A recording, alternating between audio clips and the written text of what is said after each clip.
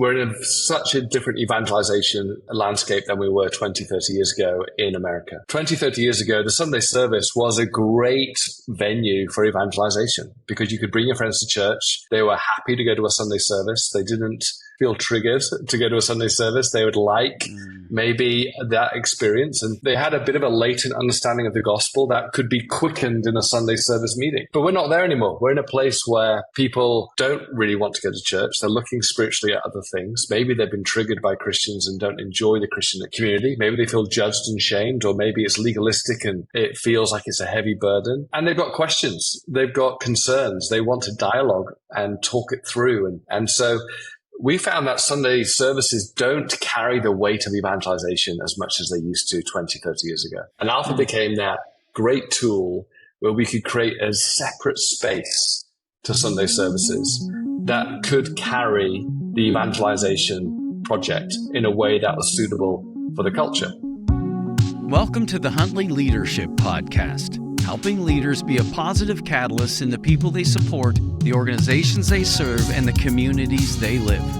This podcast will make you think, laugh, and grit your teeth with new determination to make your parish or business a place of transformation, passion, and purpose. If you're still breathing, you are powered for impact. Welcome to the Huntley Leadership Podcast. It's great to have you back. If you're joining us for the first time, I'm so glad you're here. It's fun to have conversations around leadership that will impact your community. You are a leader. Love you to go over to our website at huntleyleadership.com and subscribe for the latest. We'd love to keep you up to date with what's going on and ways that we're helping you. There's also a place there too that you can send us a note to comment on anything you're hearing or anything that you would like to hear, or even anything you're running up against as a leader. We love to do podcasts and share information that will impact you and help you do what you do best. My guest today is Senior Pastor Ger Jones of a church called Vintage Church in Los Angeles, California. What a crazy cool conversation. His capacity to be sensitive to those that find church intimidating was super inspiring to me, and I know you'll be inspired as well. The way he looks at discipleship and leadership and pairs them together under his leadership in terms of his responsibility and opportunity as a church to do both really, really well was crazy. There's so much in this podcast I think you're going to find helpful if parish renewal is beginning to become your passion, or if evangelization is something that you're doing, but you know you can do better, or maybe you haven't started yet and you want to have a paradigm shift to help you get started in a direction that will have momentum and impact. You're going to love today's episode. Thank you for joining us. And if you're watching this on YouTube, do me a favor, hit the subscribe button. That would be so fun for our team, because it matters in terms of algorithms and tools that we can use. So thank you for doing that. Enjoy today's episode. Welcome. Our guest today is Pastor Ger Jones. Ger, welcome to the show. Hey, Ron, it's a delight to be with you. Thanks for having me. It is my pleasure. Folks, Ger is from LA, California. And so as we get on the phone today, I was saying that we've just had a 3-day snowstorm. They're dealing with rain down in California. It's a warmer place, certainly this time of year. But everywhere I go, Ger, in terms of outside of North America, they often look at America in general and say, yeah, but you don't get us. You guys are mostly Christian in America, or predominantly Christian. And there's so many other parts of the world that I work in that know they're not and feel like they aren't. And so as a pastor in LA, what's the landscape that you see? If you were going to kind of debunk that myth, or maybe just give some insight and clarity into what you live and experience, what would you say to that? Yeah, I got lots of sympathy because that's what I thought. Obviously, I'm not from America. I'm from England. And there's a reputation of America being a Christianized country. And as we know, once we get to America, America is a very diverse country. It's huge. And there are pockets which are heavily Christianized and people go to church. But then there are also areas and significantly the major cities like Los Angeles and New York, which have more in common with global cities around the world than they do with the rest of America in terms of their spiritual climate, where many people in our city have never known a faith. They've been raised in a secular context. And many people come to the city and lose their faith on arrival. And maybe they're coming in order for that. Maybe they're moving away from their background, their tradition, their religious context. And so most people in our city of Los Angeles would be falling under one or two categories. Maybe they've never really grown up in church. They've never grown up in the faith, or they're losing their faith. They're commonly what is called deconstruction, where they're deconstructing maybe what they grew up with. And so there's a huge increase in secularization in Los Angeles. And in many ways, it's a post-Christian city where most people now who maybe if they do have a spiritual hunger, they're not looking to the church. They're not looking to Jesus for that spiritual satisfaction, but they're going to other things. And whether it be Eastern religion, whether it be Buddhism, whether it be politics, whether it be their fitness, yoga studio, but it's increasingly unpopular, and not just unpopular, but looked down upon to be a Christian in our city. Wow, that breaks my heart. And yet I think so many of us can relate to that feeling. I'd just like to go back a bit and just maybe get you to unpack, because that's not a term that I've heard. I've heard of it, but I haven't heard it a lot. That whole deconstructing. Describe a person that's going through that. Like, what does that mean? What does that look like for our listeners? Yeah, there's a lot of people in their 20s and maybe early 30s who the faith that was constructed in their life was such that they now feel they need to question that. They need to question their assumptions. They need to question maybe what they were taught at the church or their home growing up. And they come to a city like Los Angeles where that construction is tested. It's kind of like the wind is starting to kind of challenge their construction. And they're finding it's not holding. It doesn't hold firm to the questions of this secular context where people are saying, well, hang on a minute, why do you believe that? Or why do you think this about Jesus or this about God? Why do you think that about other religions? What about the problems in the Bible? What about Christians who are judgmental? What about, and the construction of their faith isn't able to hold these cultural winds that are blowing. And so they're re-questioning everything. They're looking at, well, hang on a minute. I don't think my faith is going to hold up to this scrutiny, to these cultural challenges. And they're deconstructing, which means they're taking it down. I think deconstruction generally is sometimes healthy deconstruction, that they go, oh, yeah, this wasn't great growing up. I think there are better answers. And in some ways, some things have to be stripped away because they weren't the gospel. They weren't really an orthodox faith. But sometimes they are deconstructing beyond the heresies and the errors. They're going into, I'm not too sure I believe any of it. And they don't begin by throwing away their faith, but that deconstruction becomes like an avalanche, and they end up in a place of little to no faith anymore. So we're seeing that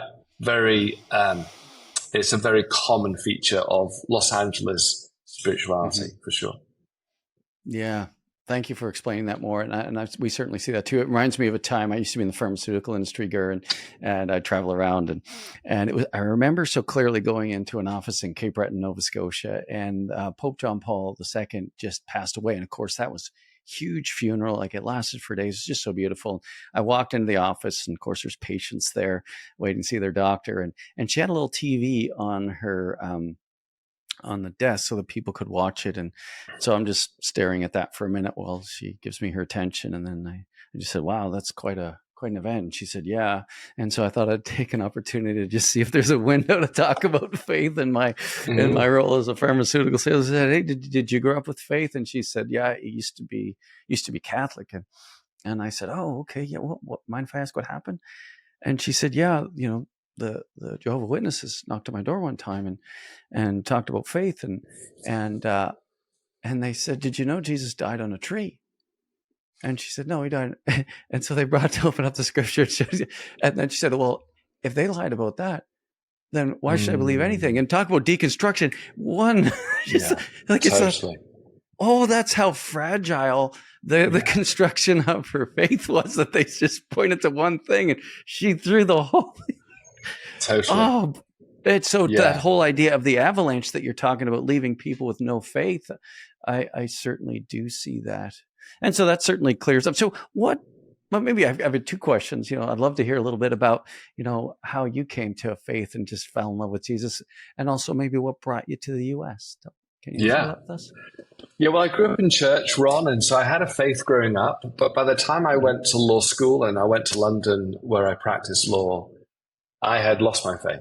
I had lost it through some pretty uncomfortable situations in church that I found. I also found that I was kind of making some stupid decisions as well, which ultimately there was a perfect storm of I left the church and felt a bit of a kind of an outcast from church, and there was no going back. And so I just lived the life of London and pursued my career. What I say is the triple header of leisure, pleasure, treasure. I just thought, you know what, that's what I'm going to pursue. But after about 3 or 4 years of pursuing those things, which everything that the City of London said, if you get these and more of these, you'll be happy and fulfilled. Well, I had it all, and yet I wasn't fulfilled. And I didn't know what to do about that, because I knew that there was something missing, partly because I think there was an echo, a memory of having a relationship with God through Jesus, which I couldn't shake. I tried to run away from it, but I knew there was something deeper and more significant than anything else that I was enjoying. But I didn't quite know what to do about that, because I didn't like church. I actually would get almost emotionally triggered at the thought of going into a church. Yeah. And I thought I'd be judged, I'd be shamed. I thought my intellectual questions would be minimized and shamed for having those types of questions. A friend of mine, eventually, one of the last remaining Christians I liked from my upbringing, invited me to something called an Alpha course, where he said, look, this is a venue where you can be you. You can ask the questions. You can go on a journey without simplistic, pat answers. You can explore Jesus without judgment and without being pushed. And it really is a space for you to explore what you think in a constructive and fun way.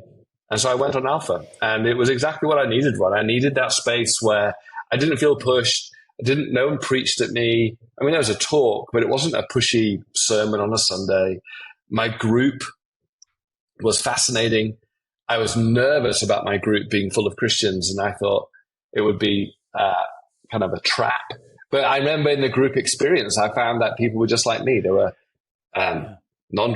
atheist agnostics. There was even, to my delight, there was even someone who kind of self-declared they were a witch. And I thought, wow, this is going to be amazing. And it was a great... It's the best party ever. It was amazing. I just thought, you know what? Where else can you have this safe space to explore your faith, explore Jesus without judgment? And so I did the Alpha, and I really found my faith again. I found the rational answers for the resurrection of Jesus and the identity of Jesus to be compelling.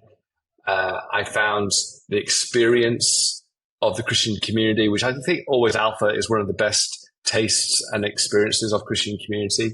I found that very just relationally satisfying. And I found ultimately on the weekend away, and also just going through Alpha, I found a spark in my own faith relationship with Jesus again. And so I found my way back through people caring about me enough to create a space that I felt safe in, and not just asking me to go into church where I felt unsafe. And so, long story short, after about 10 years of being in the law world and business world, I was so heavily involved in my church and running Alpha and all sorts of stuff that I felt God eventually called me into full-time ministry. And that entailed going to a seminary in Canada, Regent College, Canada, Vancouver. Oh, nice.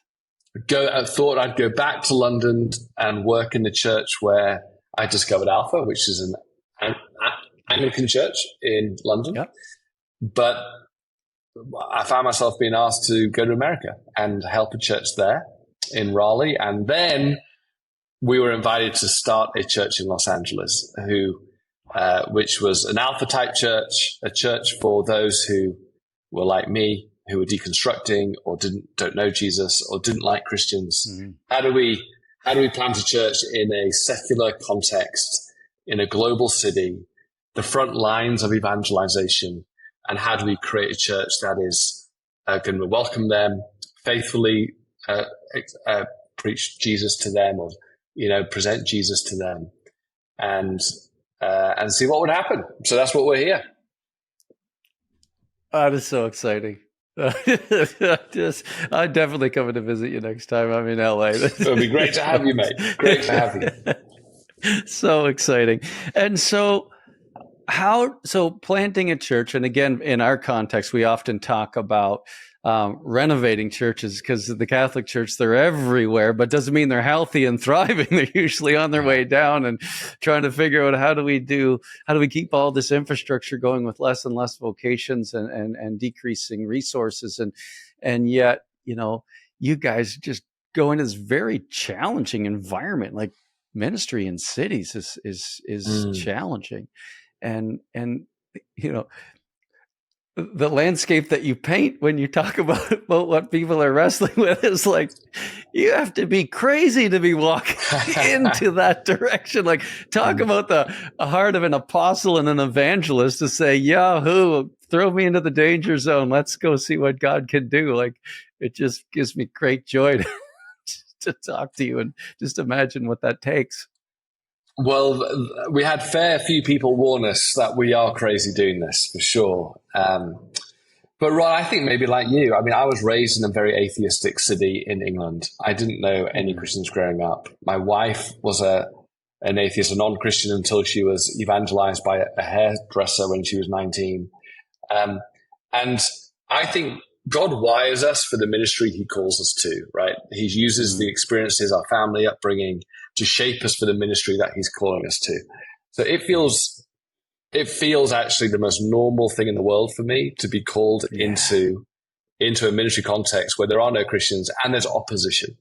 That feels like my happy place, if I'm really honest. Opposition to the gospel, and tough questions, and the battleground of secularization and the Christian faith is where I come alive, because I feel this is what I was born for. I love non-Christians. Yes. I don't at all feel their opposition to Jesus is something which hasn't made me been born in their life out of pain and trauma anyway, or confusion. So I got great empathy for non-Christians and the secular and atheists. I think their questions are valid. They've probably never been helped before, and to see the compelling nature of the Christian faith, I've only ever seen it as blind faith. I got great empathy for non-Christians, and so I love doing life with them and seeing what happens.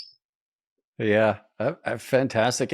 And so one of the things, in Lorraine, my colleague Lorraine McCarthy in Melbourne, had been at a talk that you spoke at, because clearly you use Alpha as a way of connecting people, giving people having a platform for people to have those types of conversations. She said, Ron, he's doing so many unique things that I've never even heard of before. You got to talk to him on your podcast. Like, I can't wait, because Alpha's been a big part of my life too.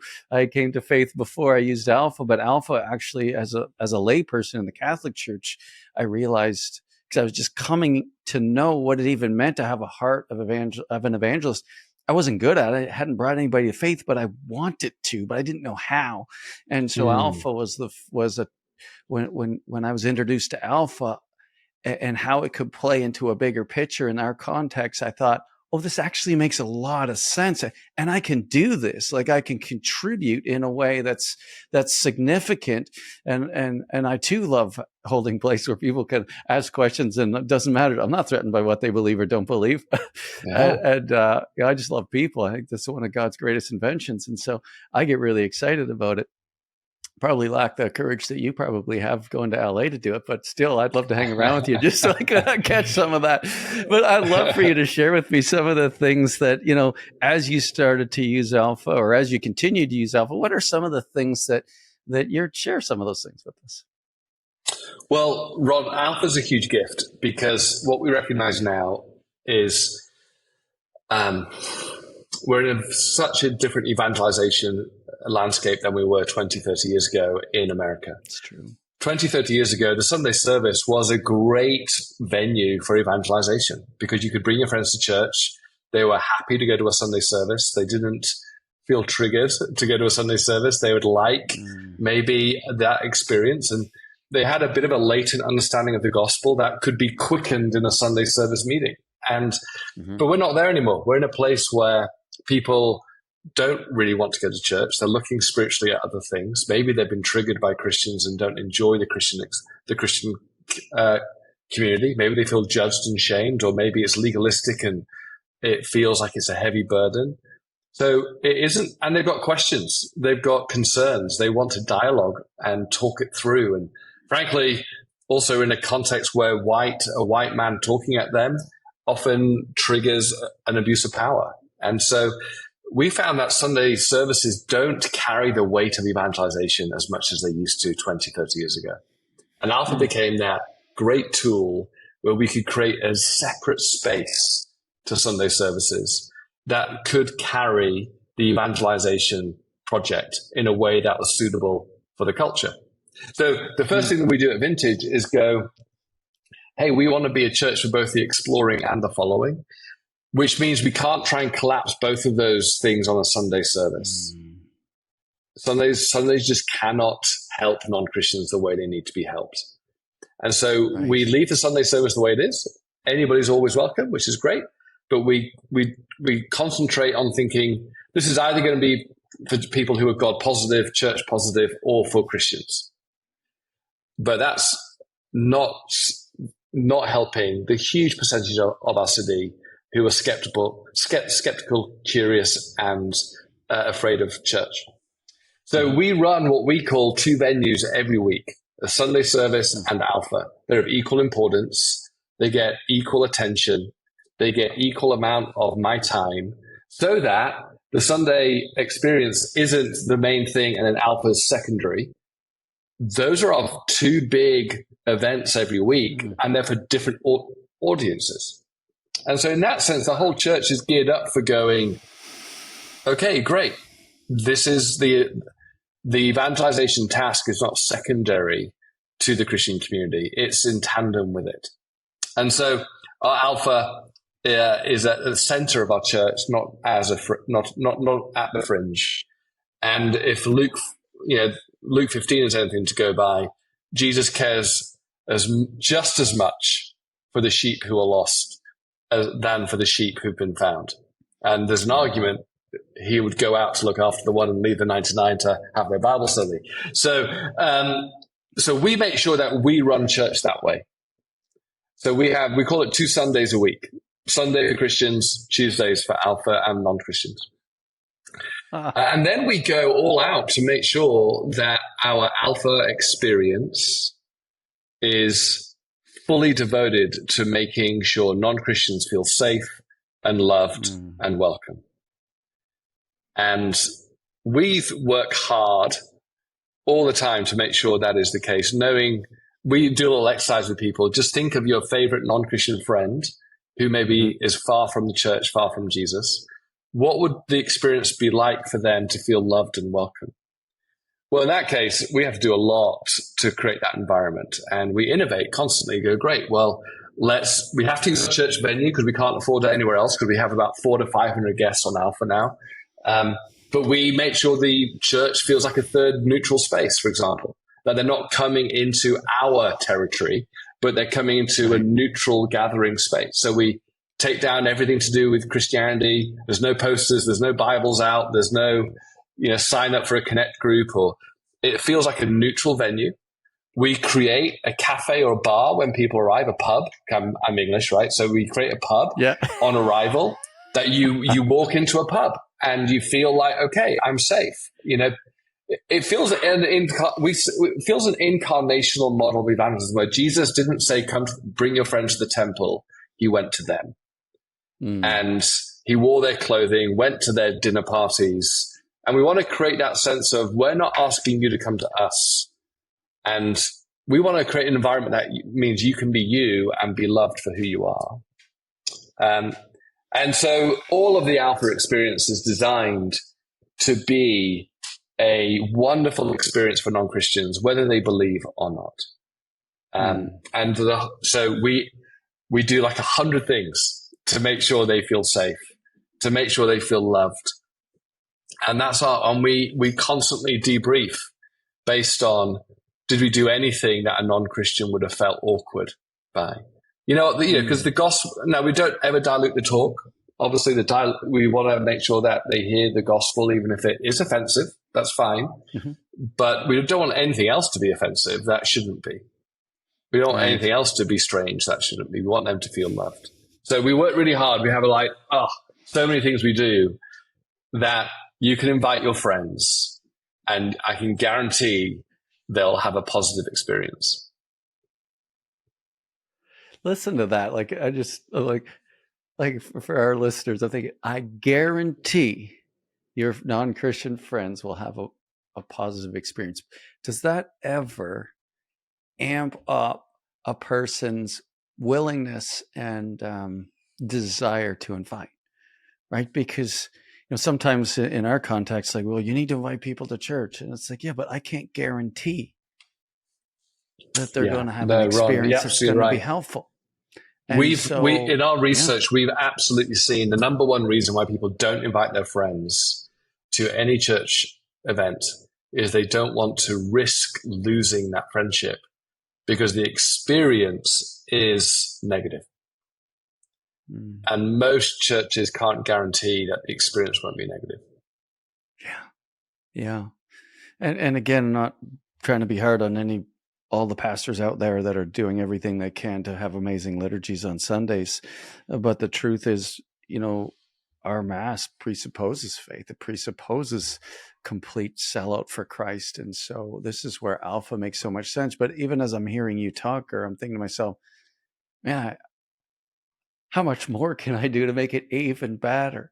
Even better. And it's like you don't. It sounds like you really challenge yourself, Ger, not to grow complacent in doing everything you can do for them. Like, it's not like, well, here's how we do it. This is Alpha. We got it down pat. This is what we do. So just keep doing it. I don't hear that in you. Where does that like?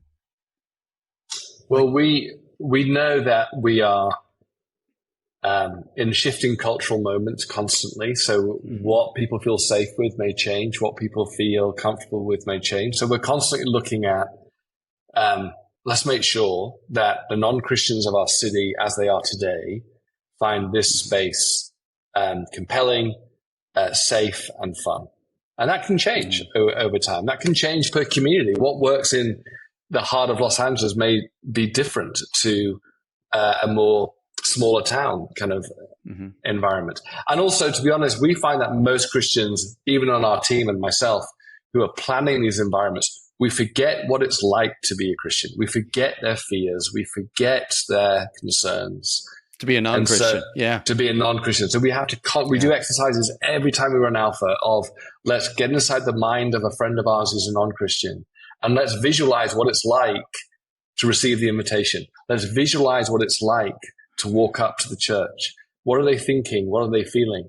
And we have to admit, if you're walking up to a church as a non-Christian, you are petrified about feeling judged.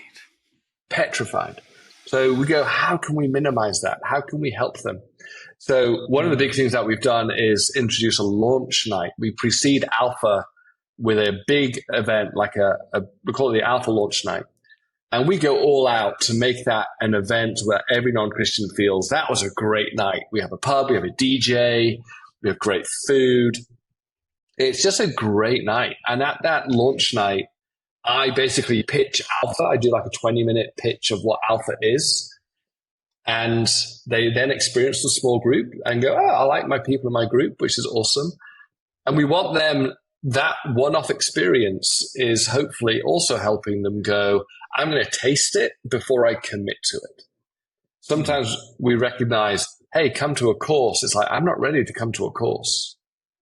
Mm-hmm. Even if it's, you don't have to come every week. Well, we recognize if we say come to a course, but you don't have to come every week, it triggered, I'm still signing up for something.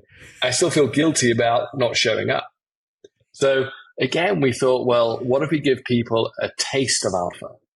And they can decide if they want to come for themselves. Yes. And so that launch night, it also makes it so easy to invite your friends to a one-off evening rather than a course. And even then, it's like, well, what is this Alpha thing you're inviting me to? It's like, oh, don't worry. It's just an event we run at church. It's lots of fun. You'll hear about Alpha at the event. Yes. Because lots of people weren't inviting their friends to Alpha because they couldn't explain what Alpha is. And I actually think Alpha is a really hard thing to explain to your friends because it's not very simple to explain without it feeling like we're trying to convert you. So we found, again, these experiences of fears and insecurities and concerns about Christians. Let's create a launch night that would mean we can get everyone inviting their friends to that. And then your friends decide for themselves if they want to come back the next week and do Alpha. It's why, of course, we had to make the tough decision to only have Christians on the Alpha course who are either helpers or hosts or bringing a non-Christian friend. Right. Because what we found is we need those groups on Alpha to be full of non-Christians so non-Christians feel safe. Where if you walk into a group and the majority of people in that group are Christians, you don't feel safe. And you've said, yeah. So that was a lot of the things we're thinking again. Let's think about what the experience is and let's design it around loving a non-Christian and not asking them to brave coming to Alpha. I so appreciate what I'm hearing from you, Ger, because I as I listen to you, I'm convicted of my own growing insensitivity because you've said the word safe so many times. I'm thinking, I wouldn't even dawn on me that it doesn't feel safe. And obviously, but I haven't thought about it from your vantage point. Like you've gone way out of your way to say, what's it like to be them? And so often, and I confess this before you and God, it's like, oh my gosh, I can sometimes be more focused on what's it like to run the course and all. Like I think about it as an organizer. I don't think about it as much as a guest. And you're like, you're taking me to a whole different place of sensitivity. And it's a game changer. Well, I think I realized one day that having spoken to many non-Christians, their view of coming to church is like their view of going into the witness box on trial in court. They are in a spiritual court. They're going to give witness to what their spiritual faith is, and the church is going to judge them and find them guilty. And it's like, why would I go through that? Why would I put myself in spiritual court like that? Whereas we want to go, no, you're not coming to spiritual court. You're coming to a safe space to explore what we all think. We love you. We want to hear what you've got to say. This is not about telling you you're right or wrong. This is about you experiencing, well, I would say, taste and see what you think of Jesus. Just come on 8 weeks, taste and see what you think of Jesus. And it's up to you what you do with that. Our job is simply for you to taste and see. And I'm pretty convinced you'll taste and see that he's pretty good. But that's up to you to decide.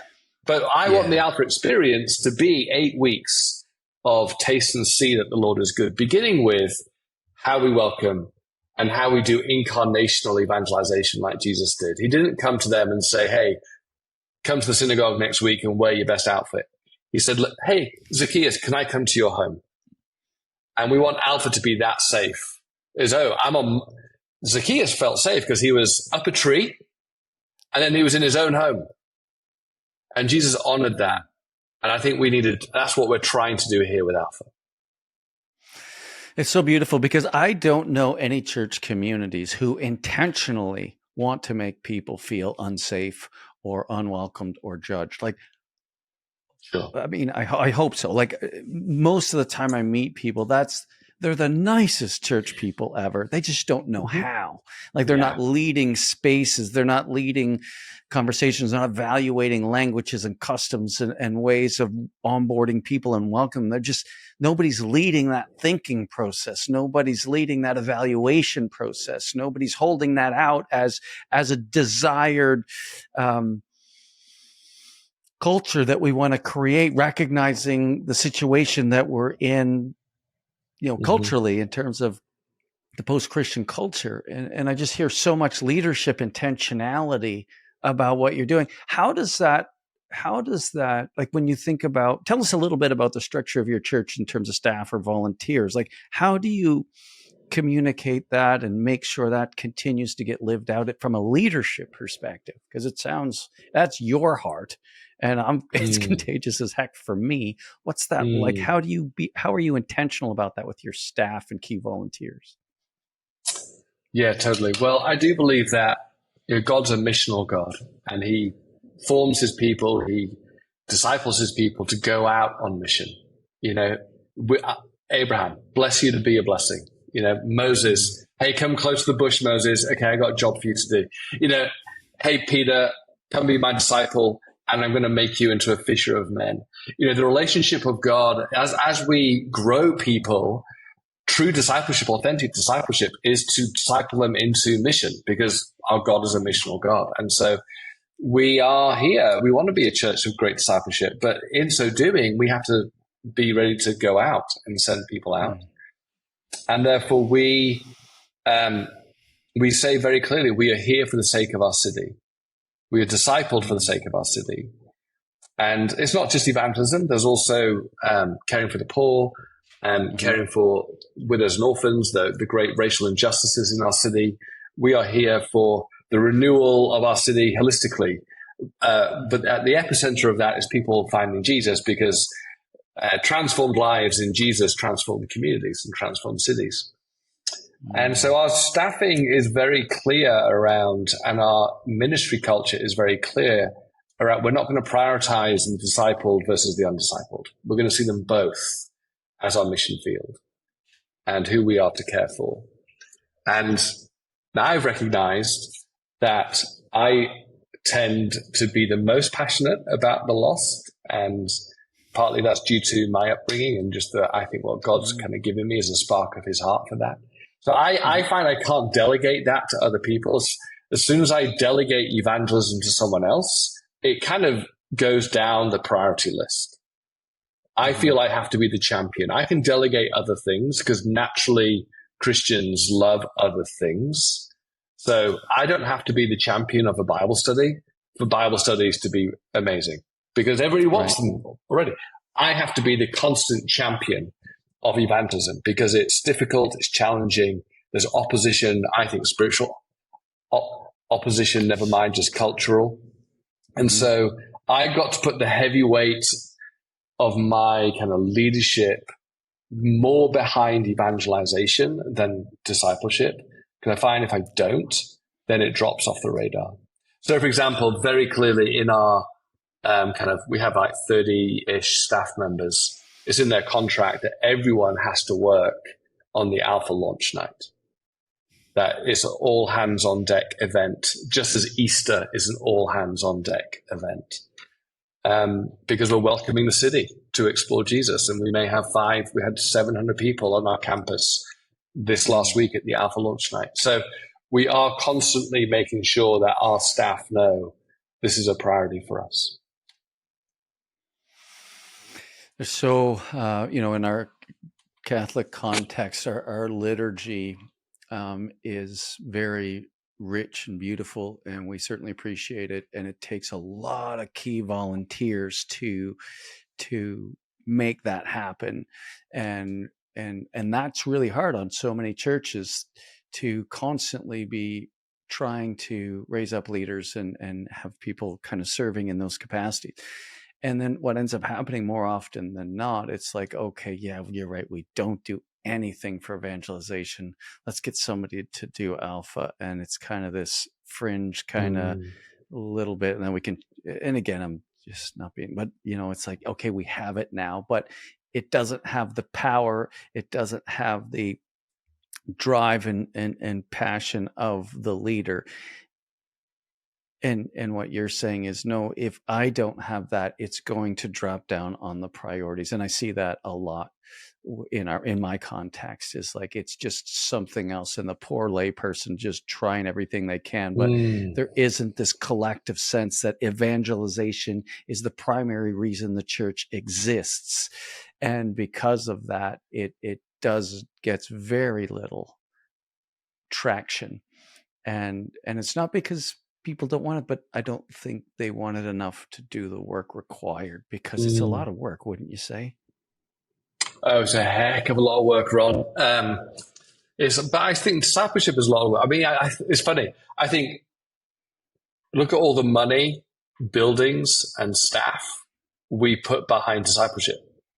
And I'm just saying, well, surely we should be putting the same behind evangelism, because it's one long continuum. They're not separate, right? Amen. You can't disciple people if you don't evangelize them in the first place. And I'm recognizing that the hunger for evangelization is growing in America because churches are declining, and we can no longer just rely on next generation staying in church. We can't rely on people coming to church from their own free will.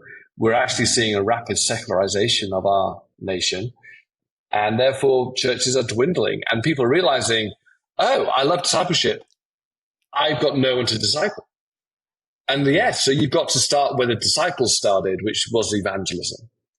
Amen. And we're starting to see pastors have this kind of light bulb moment of, I'm either going to slowly manage the decline of a few disciples in my church, or I'm going to say, guys, we've got to get more people in, because we're dwindling in numbers. We've got to get more people in. And so I think there's a natural hunger growing in America, particularly in the global cities of America, where they realize, I was content before with just transfer growth from other churches or transplant growth from other cities, but I'm not getting that anymore. I need conversion growth. And conversion growth is the hardest type of growth, but it's the most joyful type of growth. But it is hard. It does take investment. It does take time. But if you embrace that and go, you know what? Great. I'm going to embrace the messy, hard work of evangelization, not look for quick results. I say to pastors, I guarantee you'll be more on fire in your ministry than ever before, because you're not just arguing with Christians about how good the Bible study was and should it be a bit better. You're now actually going toe-to-toe with loving conversations with non-Christians about, is God real? Is Jesus real? Did he rise from the dead? Can I know him? Does he have a purpose for my life? And aren't these the better conversations than the minutiae of arguing between interpretations of verses between Christians? I mean, I love Bible study. I'm a big theology nerd. I love the Bible.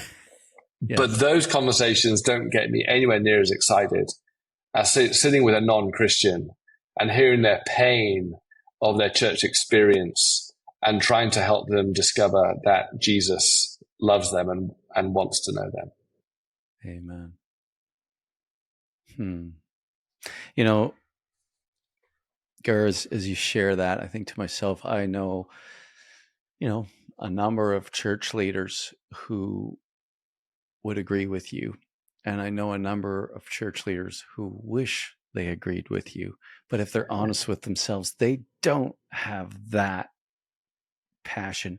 They want to see, it's kind of like social outreach. Like some people, they want to see it, but they're not as driven to reach the poor as maybe some other people are. Like their charisms, the way they're set up, or their life experiences. To your point, like their life experiences don't set them up. They know, they feel guilty that they should be. They know they feel like their brother priest might be judging them because they're not as focused on those things. And so it's like, but it's just not natural to me.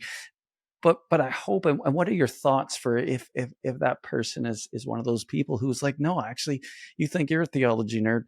Man, that's where I'm most passionate when we're breaking down the differences of what that meant in Greek and Latin. It's like, really? It's like, that's me. Like, that is where I'm on fire. And yet I know I should be like I know our church should be evangelizing. But if I'm honest, I'm not a Ger Jones. Like I wish I feel guilty. Like what he's saying makes sense. I get it. But oh my gosh, like you wouldn't believe how excited I get about discipling and breaking down theology and teaching people stuff. What would you say to them? I would say never change in who you are and who God's made you to be. But I think who you are and what gets you excited has a place in evangelism as well. Mm-hmm. Amen. And don't feel that you have to become someone different to help others find Jesus.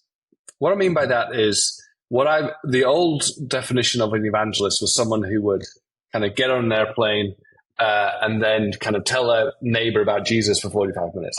Well, I'm not good at that. I mean, that is not what I mean by I love kind of sharing my faith. I love creating an environment at church or an environment in the city where people can explore Jesus. And I'm not the best at everything to do with that. I just have a heart for those who don't know Jesus. I think what Alpha does, it gives someone who has a heart for evangelization the tool and the church therefore come together and outwork the tool so that you can bring your gifts to that tool. So if you're a theology nerd, well, great. Well, do the talks, do the talks, do great talks, explain the evidence for the resurrection in a way that you'll be brilliant at it, right? We do live theology Q&As for like a lot of the Alpha evenings where it's an open mic, ask me anything. Well, if you're a theology nerd, that's your time to shine, right? It's so true. When do you do that? How do you fit that in? Tell me more about that. That's a good example. Yeah, so at 9:00 when we finish the small group time, I'm trying to get my camera to work here. At 9:00 when we do the small group thing, you can either go to the pub and just have a drink and talk to your group, which is great, just build relationships, have fun, or you can go into a different venue where it's an open mic Q&A with me. Ask Ger anything. Because obviously in the small group context, there's no answers. It's just conversation. But what we found, particularly with the deconstructing community, the atheistic community are happy just to talk and listen to the talk that I give. They want to talk in groups, but the deconstruction people want answers. They want to go, no, I grew up in church. I want to know the answer to this. Mm-hmm. And Alpha is brilliant because it's like, great, well, here's some books to recommend and things like that. But what we found is in Los Angeles in particular, people don't read anymore. They just won't take the time to read.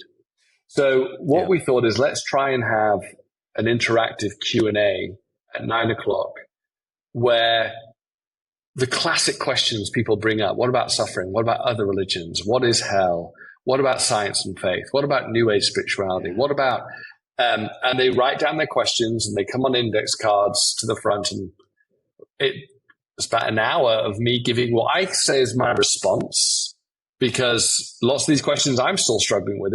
These are not my answers, it's my response. And we find that as a highlight of the evening for most of our guests who come to that. And so if you're a theology nerd, hey, you got a place in evangelism because that's your space, right? Oh. So good. It's so stimulating. Ger, I can't thank you enough for coming on the podcast. I'm so inspired. So much of what you said just convicts me of things that will make me way better at what I do and how I can show up and contribute. And so I am so grateful. And I know that you're great friends with Alpha, and you're going to be speaking at the conference coming up in I'm so privileged. There's nothing. I mean, I love Alpha. You say they're doing such a wonderful job in equipping the local church, and I think we're all in it together to learn from each other. We all are practicing Alpha. We're just practicing Alpha and learning from it all the time. So we're all practicing Alpha in our churches, and we can come together and help each other with what we're learning. Love it. So for those of you that want more of Ger Jones, I recommend you look him up online. What's the church website address they can go to? If we're Vintage Church. The website is simply vintagechurchla.com. And we have, we run about twice a year kind of alpha masterclasses where people come in and we teach them everything we're learning about alpha. And so anything we have, we can give away. We just want to serve the wider church. We love what the Catholic Church is doing with alpha. And we have a great relationship with St. Monica's down the road here, where they've run alpha. And so we're all in it together. Amen. We sure are. So get your tickets to get to Nashville this summer with Alpha USA, and you can come and listen to Ger and really continue to be inspired by Christians of every stripe who are trying to answer the call, the cultural need to bring people into a relationship with Jesus. It's just too important. Yeah, thank you so much, Ger. A real honor. Thanks, Ron, for all you're doing. Keep up the good work. I want to encourage you, as you lead this week, be faithful to God and generous to others. See you next time, and remember, if you're still breathing, you are powered for impact.